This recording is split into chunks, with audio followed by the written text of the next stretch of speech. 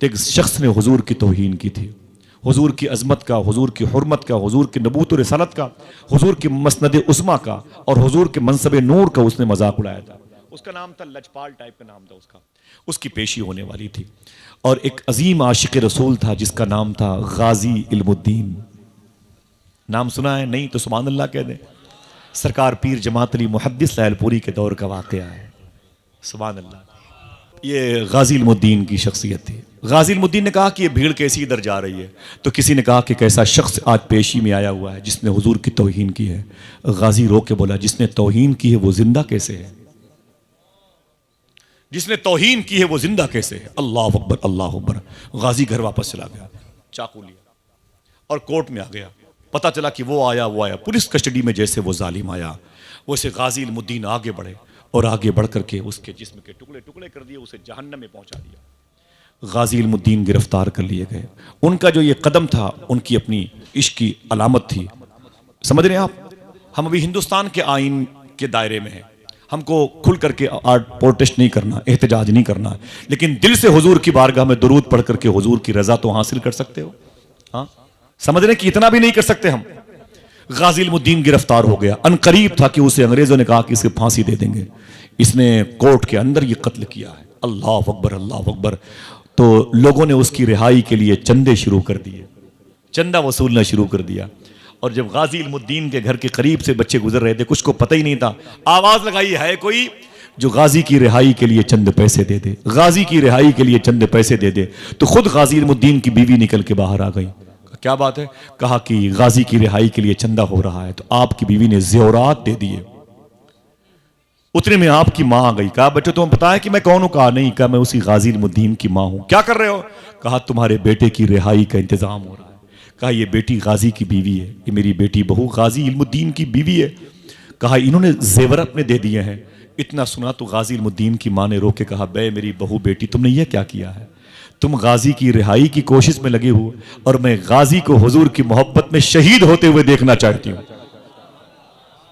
अल्लाह अकबर। उस माँ को सलाम, उसका उस शिकम को सलाम जिसमें 9 महीने गाजी ने क़याम किया था। अल्लाह अकबर।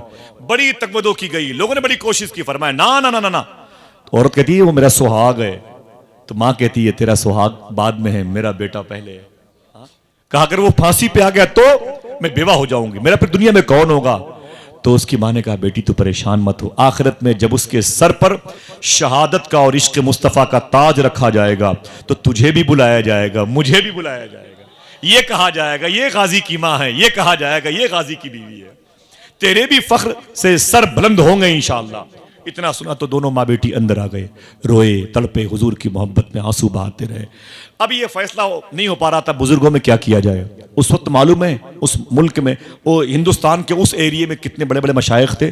पीर मेहर अली शाह साहब जिंदा थे, पीर मेहर अली शाह साहब जिंदा थे, डॉक्टर इकबाल जिंदा थे, मुहद्दिस आज़म पाक अल्लामा सरदार अहमद साहब जिंदा थे और हुजूर सरकार पीर जमात अली मुहद्दिस लायलपुरी जिंदा थे। कह दो सुभान अल्लाह। सब ने फैसला किया कि कैदी की रिहाई के लिए कौन सा कदम उठाया जाए। तो किसी ने कहा कि सरकार पीर जमात अली मुहद्दिस लायलपुरी से, हुजूर मैंने सुना है अगर कैदी बेकसूर हो तो उसको सूरह यूसुफ पढ़ना चाहिए। कौन सूरह? मोहब्बत से बोलो। हुजूर की नात पढ़ रहे थे और मेरे आका पीर जमात अली तशरीफ ले गए, सलाम किया तो गाजी खड़े हो गए, बोले साहब आप सादात लोग हो, कैसे आए? हुजूर करम फरमाया। वजह? तो फरमाते हैं गाजी रोज़ाना सूरह यूसुफ की तिलावत करने आऊँगा। कहा क्यों? कहा पता चला है कि सूरह यूसुफ की तिलावत से कैदी को रिहाई मिल जाती है। तो पीर शाह जमात अली शाह साहब ने फरमाया कि गाजी इल्मुद्दीन ने, हुजूर कुरान पढ़ने की नीयत से आइएगा, मेरी रिहाई की नीयत से मत आइए। हाय हाय, समझ गए? कुरान पढ़ने की नीयत से आए सरकार, मेरी रिहाई की नीयत से ना आए। अल्लाह अकबर। इतना सुना ना तो फरमाया कोई बात नहीं। कहा फिर? कहा मैं पढ़ूं कुरान, सुनोगे? कहा ठीक है पढ़ें। वो जाली के इस तरफ पीर जमात अली मुहद्दिस लायलपुरी मुसल्ला बिछा के बैठ गए और जाली के उस तरफ कैद खाने में गाजी इल्मुद्दीन बैठा कुरान सुन रहा था। एक दिन सूरह यूसुफ की तिलावत सुनी, ये चले आए, फिर दूसरे दिन सुनी, चले आए। जब तीसरा दिन आया तो गाजी इल्मुद्दीन जाली के करीब बैठा हुआ था कैद खाने में, इस तरफ मेरे आका पीर जमात अली मुहद्दिस लायलपुरी थे। पढ़ते पढ़ते पढ़ते पढ़ते अचानक कहीं आपने जबर को जेर पढ़ दिया। देखिए अचानक कहीं उन्होंने जबर को जेर पढ़ दिया। इतना वो पढ़े लिखे थे नहीं गाजी इल्मुद्दीन, लोगों को यही मालूम था। जैसे ज़बर को जेर पढ़ा, अल्लाह अकबर, गाजी इल्मुद्दीन कैद खाने में खड़े हो गए। बोले हुजूर आप मखदूमा फातिमा के बेटे हैं, आप इमाम हसन हुसैन के बेटे हैं, अपनी जगह पर है, लेकिन ये कुरान है कुरान। कहा क्या हुआ? कहा आपने ज़बर को जेर पढ़ दिया। कहा कहाँ? कहा पिछली आयत में जब आप पलटे तो आपने कहा हाँ गाजी इल्मुद्दीन ये ख़ता मुझसे हो गई, मैंने ज़बर को जेर पढ़ दिया। इतना कह के आपने पलटा और फिर नए सिरे से उस आयत की तिलावत की, फिर रुक गए। रुक के बोले यार गाजी इल्मुद्दीन ये बता तो सही, मेरे बारे में तो तुझे पता है कि मैं हाफिज़ कुरान हूँ, और तेरे बारे में पूरे हिंदुस्तान को पता है कि तूने पढ़ा नहीं है, तुझको कुछ पता ही नहीं है, अलिफ बे ते से के बारे में कुछ इल्म नहीं है, और तू इस हाफिज़ कुरान को लुकमा देता है। जवाब सुनो, अगर दिल कहे तो सुभान अल्लाह कह दीजिएगा। हालांकि दिल सुभान अल्लाह कहने के लिए तैयार है, वो नफ्स की वजह से परेशान रहता है कि नहीं? हकीकत है कि नहीं? वो दिल तो है ही इसी काम के लिए, उसकी तो खुराक है अल्लाह उसके रसूल का जिक्र। समझ रहे मेरी बात? हाँ, बोले कि ये बता गाजी तू तो पढ़ा लिखा नहीं, मुझे पता चला है, और मैं तो टॉप क्लास का हाफिज कुरान हूं, एक बैठक में कुरान पढ़ता हूं, तुझे कैसे पता चला यहां जबर है जेर नहीं है? तो गाजी इल्मुद्दीन ने खड़े होकर फरमाया कि हुजूर मैं क्या बताऊं, आपने कुरान मदरसे में पढ़ा है और मैंने कुरान इसी कैद खाने में मदीने वाले आका से पढ़ा है। अल्लाह हाय हाय हाय, अल्लाह अकबर अल्लाह अकबर, मैंने कुरान हुजूर से पढ़ा है। अल्लाह अकबर अल्लाह अकबर। इतना सुना तो पीर जमात अली शाह साहब किबला खड़े हो गए और फरमाया गाजी तुझे मुबारक हो, हुजूर की गुलामी मुबारक हो। मैं तेरी रिहाई चाहता था, लेकिन ना तू हुजूर की जुल्फों का कैदी है, हुजूर की मोहब्बत का कैदी है, तू बाजार मुस्तफ़ा में बिक चुका है। ऐ गाजी तू बहुत बुलंद मकाम पर है। इतना कह के रोते हुए वापस चले आए। वापस आए, फांसी की तारीख, ब्रिटिश गवर्नमेंट ने आपको फांसी का हुक्म दे दिया, गाजी इल्मुद्दीन को फांसी लाजमी है। ऐलान हो गया कल सुबह के 5 बजे गाजी इल्मुद्दीन की फांसी होगी। अल्लाह अकबर, इतना बड़ा आशिक दुनिया से जाने वाला है। लेकिन अल्लामा अब्दुल अलीम आसी गाजीपुरी ने क्या फरमाया था? आज फूले न समाएंगे कफन में आसी, आज की रात है आका से मुलाकात की रात। आया बुढ़ापे के आलम में बिलाल हबशी दमिश्क में थे, अपनी बीवी से बोले चल नहीं पाते थे, उठ नहीं पाते थे, बीवी बड़ी कमज़ोर थी, बीवी मखदूमा। फरमाते हैं बिलाल हबशी सरकार, ऐ मेरी बेगम वो तेरे झोले में जो मेरा सबसे कीमती कपड़ा है उसे दे तो सही। निकाल के दे दिया। आप बड़ी मुश्किल में गए, खूब जी खोल के नहाया, खूब अच्छे तरीके से नहाया, नहा के उस बहुत नए कपड़े को बिलाल हबशी पहन के बैठे रो रहे थे। तो बीवी ने कहा इस बुढ़ापे में इतना बन संवर के क्यों बैठे हो? तो कहते हैं कि ऐ मेरी बेगम आज मेरे इंतकाल का दिन है, कब्र में हुजूर की ज़ियारत होने वाली है। नहा के इसलिए मरकद में जाया जाता है, वहाँ हुजूर को चेहरा दिखाया जाता है। तो अजीब शान होती है।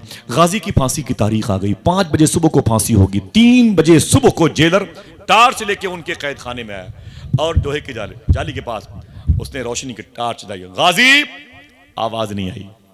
उसने फिर कहा गाजी इल्मुद्दीन, आवाज नहीं आई। फिर चीख बोले गाजी इल्मुद्दीन, आवाज नहीं आई। और रोशनी का एहतमाम किया, उसने देखा तो ताला बंद, गाजी गायब। गाजी का आता ही पता नहीं है। चीखा, सीटी बजाई, पूरी फौज आ गई। बेकसूर कैदियों को कैद खाने से निकाल के मारा गया। तुम्हें पता होगा गाजी किधर गया, ताला बंद गाजी किधर गया, गाजी किधर गया। ब्रिटिश गवर्नमेंट का दौर है, ये सैकड़ों पुलिस वालों को मुअत्तल सस्पेंड कर देगी पुलिस, ब्रिटिश गवर्नमेंट की हुकूमत। हमारी नौकरी दांव पे लग गई, बच्ची यतीम। मुझे बताओ गाजी किधर गया? लोग बोले हमें नहीं मालूम, हमें नहीं मालूम। 1 घंटे तक गाजी का कैद खाना खाली था। 1 घंटे के बाद फिर जेलर कहता है कि मैंने देखा तो गाजी मुसल्ला बिछा के अपने ही कैद खाने की काली कोठरी में हुजूर की नात पढ़ रहे थे। कोई फिर से कह दे सुभान अल्लाह। गाजी, आवाज दी जेलर ने, गाजी। फरमाया क्या बात है? कहा करीब आओ। गाजी जेल खाने की सलाखों के करीब आया। जेलर ने एक जुमला कहा, बता दूं? थक गए बस खत्म।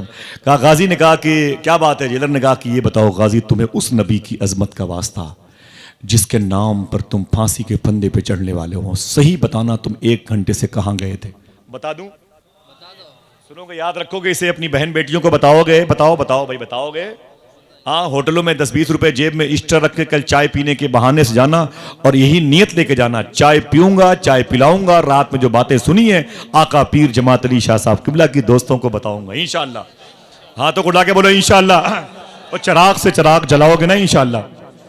पीर जमात अली मुहद्दिस फरमाते हैं कि गाजी ने फरमाया क्या बात है? जेलर ने कहा कि 1 घंटे से कहां थे? बता दूं? तो गाजी कहता है मैं मदीने गया था। अल्लाह अकबर। कहाँ गया था? हाथ उठा के बोलो कहाँ गया था? बोले मदीने गया था। जेलर ने कहा मदीने? बोले हाँ हुजूर के पास, हुजूर ने बुलाया था। कहा फिर क्या हुआ? हुजूर ने क्या कहा? तो गाजी कहते हैं कि हुजूर सल्लल्लाहु अलैहि वसल्लम के करीब हुजूर के गुलाम बैठे थे, करीब में जनाब मौला अली बैठे थे।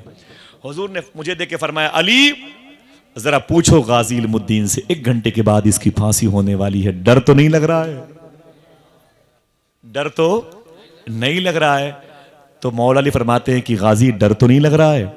तो गाजी इल्मुद्दीन रोक के बोले हुजूर जब तक फांसी नहीं हुई है, आधे घंटे 1 घंटे 2 घंटे के बाद आपकी ज़ियारत होती है।